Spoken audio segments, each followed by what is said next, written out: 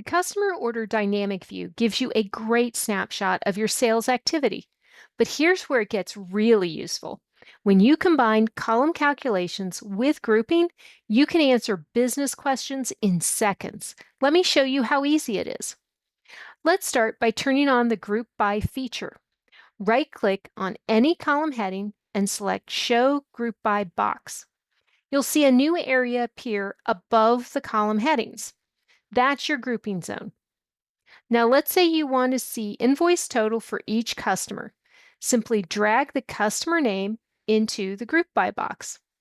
Then right-click below the invoice value column and choose Sum. This gives you a running grand total across all customers. To see the breakdown by customer, right-click on the column header or anywhere in the Group By box and choose Full Expand. Want to tidy things back up? Right-click and choose Full Collapse. Just like that, the report is back to its compact view. Now let's take it one step further. If you want to break down sales by item type, drag the purchased or manufactured column into the Group By box.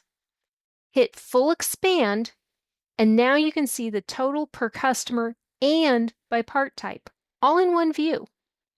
Want to flip the order so the item type appears first, then the customer? Drag the purchased or manufactured header to the left of the customer name in the Group By box. It's that simple. Grouping and column calculations are a powerful combination. And as you see, they're quick to set up. Think about the reports you use every day. Which one could save you time by adding grouping like this? If this was helpful, we'd love for you to explore our other videos.